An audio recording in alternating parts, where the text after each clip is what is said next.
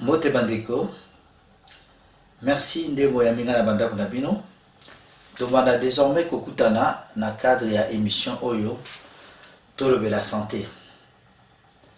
Bon, nga komo na Jean-Paul Djamba. Don naza ndeko na bino. Don naza na poto depuis Bambula Ebele. Don na longwa Kisasa, na kolika na Kisasa na Bandal, biso bana Bandal.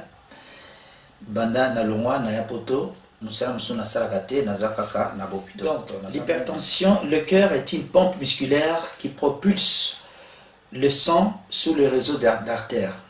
Engol banini motema na biso ezali pompe ya muscle ya kaniti likofi motema mutyo so aniti likofi na ye sikoyo motema wana musala na ngoya nini kopusa kotindika makila ya propre na bamisisa minene na bartère. Diabète eza sécrété na moko ya eteni ya nzoto o babengi pancréas ou pancréas yango ezo sécrété entre autres ba hormone mibale o babengi insuline.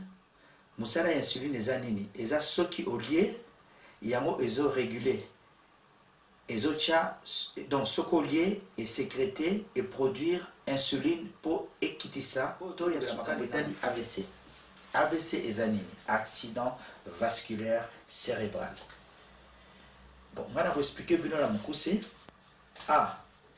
ezali accident oyo koya à tout moment eza brutal. Siko V etali makambo ya vaisseau, ba vaisseau ezali ba artère, ba veine o ezana cerveau, et puis C cérébral etali makambo etali cerveau, etali mutu. Voilà pour la AVC. Mais siko ba classifier en mode 2. Ezami balé. Eza AVC o babengi ischémique. Na AVC o babengi continue ka komosali na conseil kaka nde mama na bana ko lobana ngai na kitetela papa dembaki ndeka manyamase la dièse na bakisi na pondu kozala nzoto malamu eleki loso nyama mbisi na pondu. Merci.